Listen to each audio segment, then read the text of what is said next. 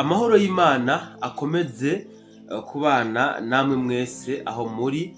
Ndizera yuko mukomeje kugira ibihe vyiza ndetse n'imiryango yanyu. Bamwe n'abandi mwamaze kuja ku buzi, reka ndabifurize yuko mwororanirwa mu vyo mugiye gukora, mu vyo mwamaze gushikako, kandi ndabifurize yuko mworondera muronka. Nje kugira ngo tuganire ku kintu kimwe gusa.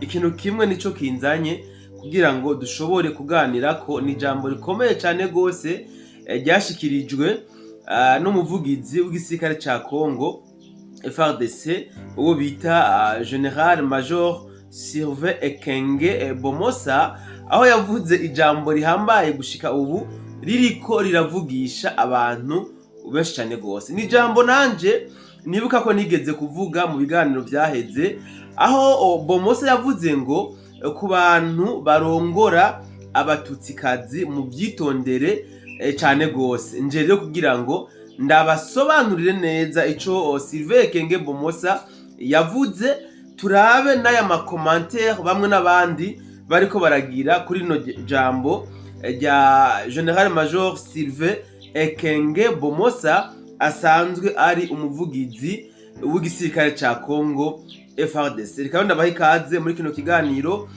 ariko wewe udukurikirana aribwo bwa mbere canke ukaba usanga udukurikirana utaragira sabone, ndagusabe mu by'ukuri ubikore, ntaco bigutwara, kugira ngo dufashe kugwiza umuryango wa BM4 na BM4+, ariko kandi nawe birakugirira akamaro kuko biragutuma uzironkera ibiganiro byacu uko tubishize ku rubuga. Kandi nkomeza gushimira mwebwe mwama mubana natwe mu makomantere, kuko muri abantu b'agaciro, muri abantu mu by'ukuri b'ingenzi, kubera yuko murahaduhera ivyiyumviro bizima kandi byubaka tukanabikorera ko. Niyo mpamvu rero ndabasaba ko kijya kibanza c'iteka badusigiye ca commentaire tugomba kugihuriramo twese, maze tugakomeza kuhaganirira.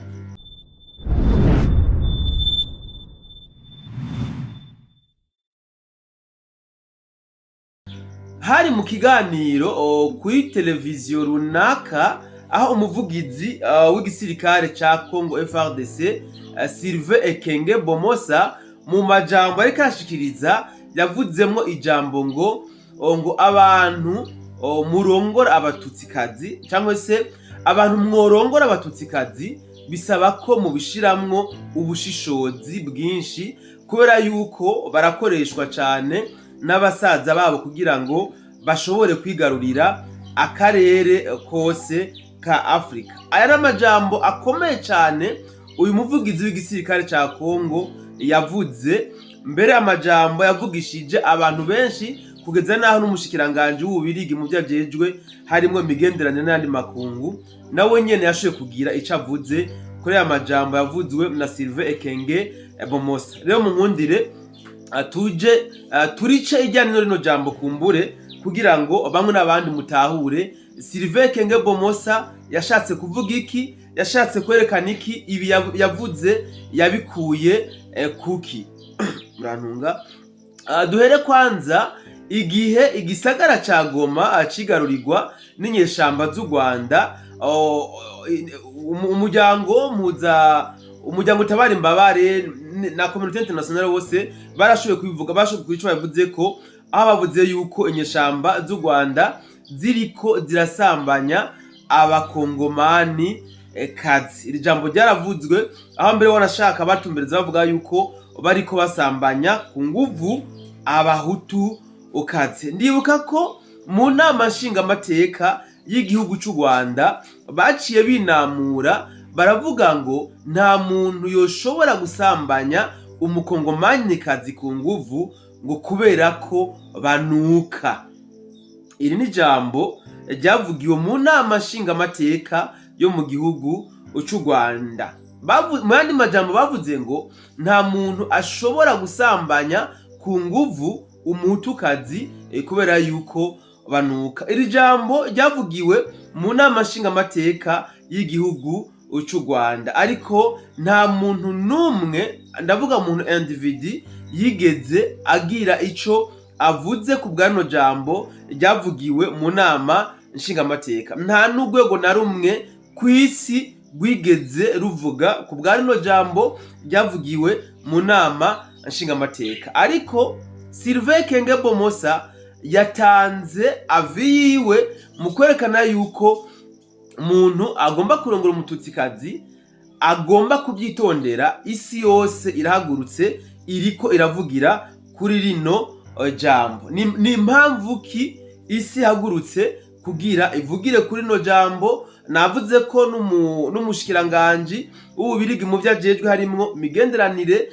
y'Ububirigi n'andi makungu, nawo nyene yaragize ico abivuga ko ni igiki cishije inyuma y'ibi ibintu. Mu nkundire ndabaho uburoro bukeya hama inze kubereka mwido nido impamvu isi yose ihagurutse ikavuga kuri no jambo umuvugizi w'igisirikare ca Congo General Major Sylvain Ekenge Bomosa yashikirije mu kiganiro yariko akorera kuri televiziyo runaka.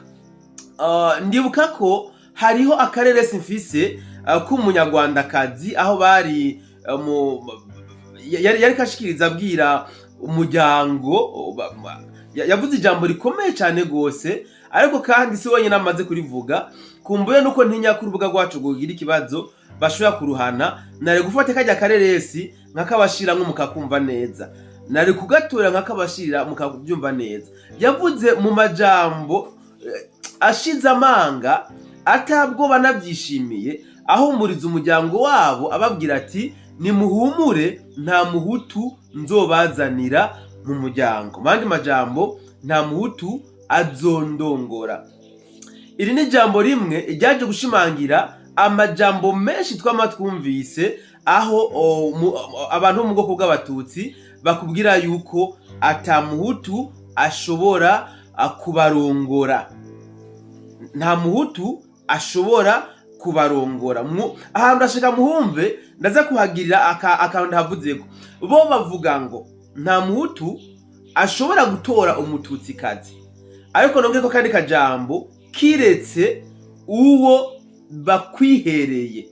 Asinzi ko muhumva mu ma principe yabo, dufatiye kuvyo bivugira bo nyine ubwabo, ngo nta muhutu ashobora kurongora umututsikazi, mugabo je nongeye ko kiretse aribo bamukwihereye. Mumbabare sinje kwigisha amacakubiri, mugabo nje gusesangura rino jambo Sylvain Ekenge Bomosa yavuze ryatumye isi yose ica ihaguruka ikagira ico ishatse kubivuga ko. Ndabibutse kandi yuko ni ibintu byabaye cyane gose, byaciye ku mbuga ngurukanabumenyi zitandukanye, aho hano mu gihugu cacu c'u Burundi mu ntara ya kera ya Kayanza hariho umuhungu bimiye umugeni ku munsi wo gukwa, ku munsi wa dote. Yaragiye barakoze imigi gose ishoboka, hama bageze kuri dote wa muhungu baramwima umugeni kabisa, ku ntumbero yuko ngo bakoze amatohoza basanga ngo umuryango w'umuhungu ntabwo ushobora gusaba umugeni muri uwo muryango w'umukobwa. Aho baca bitumbereza neza baramubwira bati musore warihenze warataye inzira, nta mukobwa wacu dushobora guhereza umuhutu. Ibi byama byabaye ahantu henshi, uburoro ni bwinshi notanga, ariko kandi sinje kuvuga ko atabahutu babana n'abatutsi ngo bubake rugume.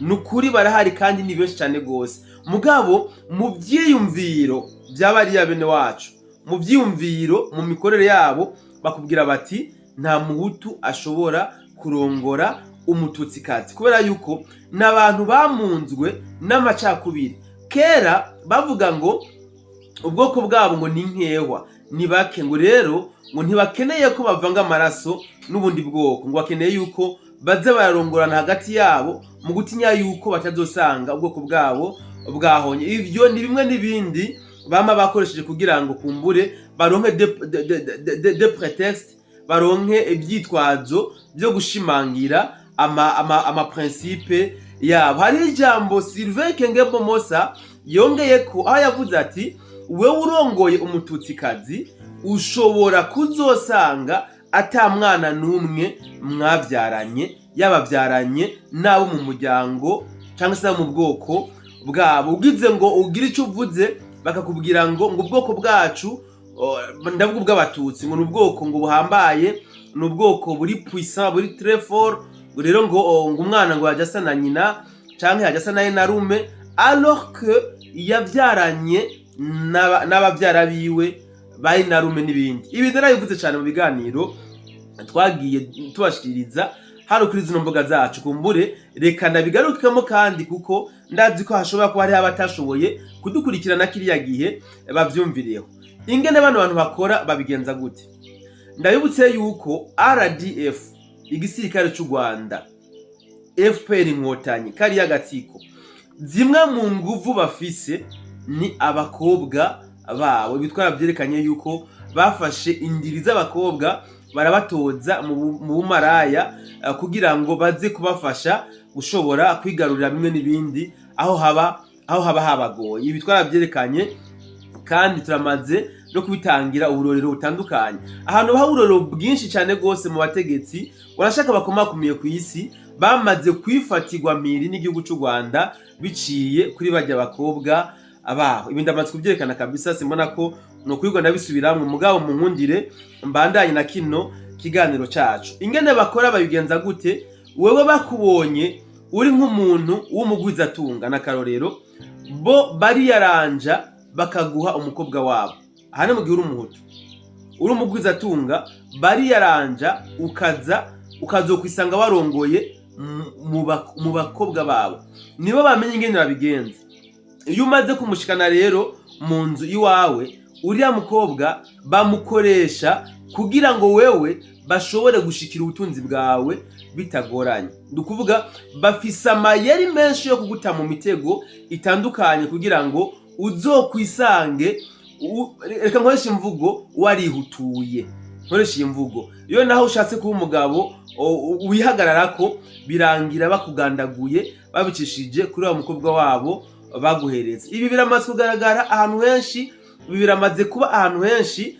Reka ndabaha kandi karokoroshe, iyo naho basanze uri umunyapolitike bari yaranja bakaguha umukobwa wabo. Umunyapolitike mu bihugu bitandukanye kumbure aho bataba bavuga rumwe na kiriya gihugu cabo cy'u Rwanda cyangwa n'Ubuganda, nabo nyine barakoresha izi systeme, eka ndetse no muri Kenya biko ndabona zino systeme zatanguye kuhakoreshwa, naho bari yaranja bakaguha umukobwa wabo maze iyo bakeneye gukora amanyanga muri ico gihugu nko kwinjiza aba infiltre abagwanyi babo, ubwo bari yabagwanyi baza nk'abaje kuramutsa wa mukobwa wabo. Izi ni zimwe mu strategy bakoresha, baza nk'abaje kuramutsa umuvyara wabo, inasenge umuntu runaka, donc bafitanye isano. Kandi ubwo urumva ko wowe munyapolitike uba ufise obligation yo kurinda ujya muryango w'umugore wawe. Aya n'amayeri menshi bamaze gukoresha mu mateka y'isi, n'amayeri menshi tubazimwo. Rero Sylvain Ekenge Bomosa ibi yarabibonye igihe igisagara ca Goma acigarurirwa.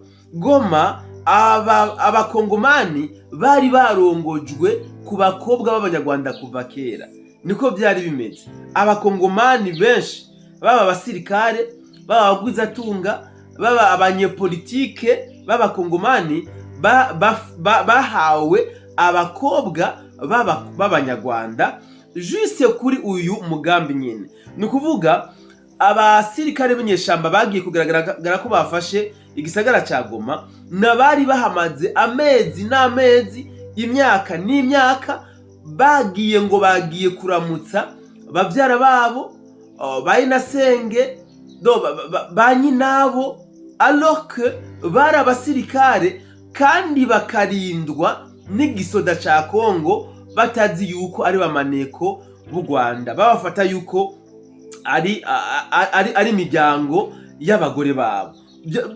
Binashitse agakora nikosa muri ico gihugu, yagiyemo kuraba inasenge mu vyaro n'ikituza, usanga ariko aravugirwa n'ujya mugabo w'ujya mugore. Kabone ko abasanzwe ari umuntu wo ku rwego rwo hejuru, abari umunyepolitike avuga ari kijana, abari umusirikare wo ku rwego rwo hejuru akomeye mu gihugu avuga ari kijana. Donc niko basanzwe bakora. Rero Sylvain Ekenge Bomosa kuvuga ry'amajambo nuko yamaze kubona uyu mukenyuro yuko basanzwe bawukoresha, aramaze kubibona neza cyane, ahubwo coup de chapeau kuri General Major Sylvain Ekenge Bomosa, umuvugizi wa FARDC.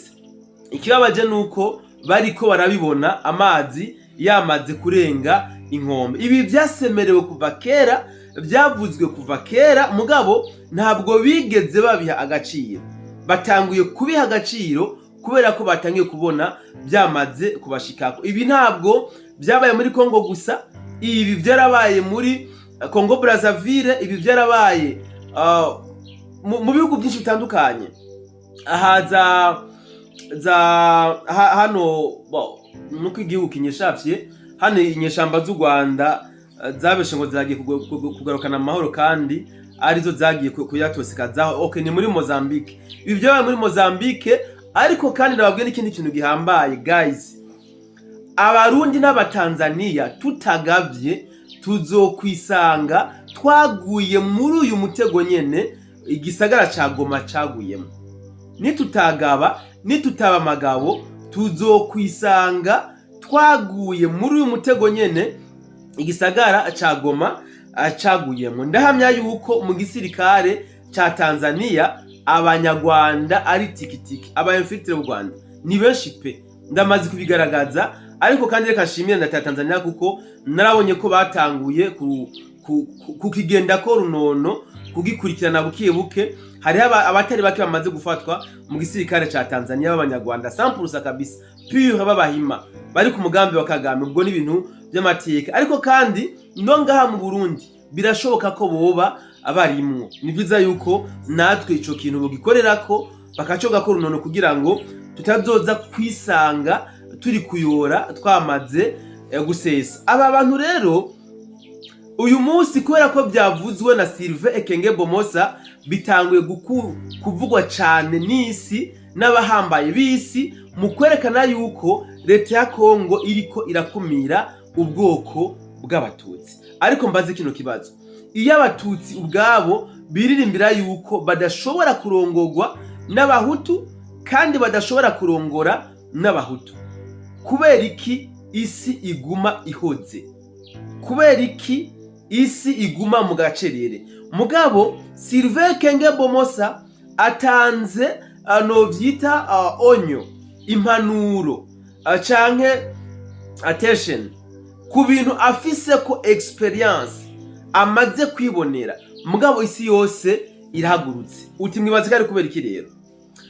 Ndashaka ndababwira yuko gushika magingo aya abacuditse n'igihugu c'u Rwanda, ndavuga uriya muryango wa OTAN, baracakomeza kurondera impamvu n'inzitwazo zotuma igihugu c'u Rwanda kiguma ku butaka bwa Kongo, ukwica abakongomani no gusahura ubutunzi kama bw'abakongomani. Mugabo ntaco barashobora kuronka. Niyo mpamvu aka kajambo Sylvain Ekenge Bomosa yavuze bariko bashaka kugakorerako bakaduze, bakagira ikintu kinini kugira ngo barabe yuko koba imbarutso yobaha kuguma hano ku butaka bwa Kongo. Nabibutse kandi yuko biriya bihugu vya OTAN byahaye ubushobozi kari agatsiko k'abanirotique k'abahima kubera yuko ari nkeho. Babashize mu mitwe yuko bariko baracinyizwa, bariko baratotezwa kubera ko basanzwe ari nkeho. Aho muracabaza ikibazo ko muri Kongo tuzi ko hari amoko arenga 400. Ari amoko yose afashwe neza ku rugero rumwe? Baraperereje basanga ubwoko bw'abatutsi nibwo bufashwe nabi muri Kongo gusumba ubundi bwoko bwose. So guys, mumbabarire gano ndayikoze ntishimye kabisa, nababajwe n'amajambo ariko aravugangwa kubwaje jambo Sylvain Ekenge Bomosa yavuze. Mugabo kandi ndabibutse yuko iyo uteye ibuye mu bibwa byinshi buriye kibweje nico kiba acafashwe. Ubwo rero muca muvyumva. Ariko kandi ndabibutse yuko n'ukuri kubabaza yo kuvuzwe, ukuri kurababaza kabisa. Mugabo amajambo Sylvain Ekenge Bomosa yavuze n'amajambo y'ukuri, kandi nuko kumbure badashobora kuba bashishojeje neza ingene nabivuze. Il n'a pas généralisé, ntabwo yavugiye muri rusange gusa. Yavuze ati wowe muntu ukeneye kurongora umukobwa wo mu bwoko bw'abatutsi fata umwanya ubyige ko neza, kubera ko bari abantu nihwa, j'ose aussi le dire, bari abantu nihwa. Biragoye kumenya imbeba ihaka n'idahaka, biragoye. So niyo mpamvu rero nanje ndamunze umukono Sylvain Kengembo Mosa, ndamunze umukono kabisa ku majambo yavuze, n'amajambo mazima. Ni byiza yuko bijya bavuga natwe tubivuga, kujya baja ngaho kwikuta mu gituza baririmba ngo ni beza, n'abantu bahambaye bavukana imbuto, tuze turamenera inda ku rukumu, n'abantu bato cyane baciriritse nk'abandi bose, kuko bava amaraso kandi bafise inyama nk'abandi bose. Nta mpamvu yuko bokwishira ku isunzu y'inzu mu kwerekana yuko aribo baremewe kuyobora, mu kwerekana yuko ari beza, mu kwerekana yuko ibyiza byose bigomba gutaha iwabo. Ishwida siko bimeze. Nibicare bige bamenye yuko na nyina w'uwundi muntu abyara umuhungu. Reka nangirize ngaha rero, ndabashimye mwego mu nanje muri kino kiganiro cyo mu gatondo kumbure. Muri Uvira numvise ko amabombe yazindutseyo mu masaha ari imbere, ndabatembereza mu bindi biganiro byo ku mirongo y'urugamba kumbure, ariko bikaba ngombwa ndaza kugaruka mu gice cya kabiri cy'iki kiganiro cyo kubashikiriza. Ubwo rero abo mwagiye kurondera murondere muronka, abasigaye namwe mugire ibihe byiza, mugire aho muba mubahwe. Ciao ciao.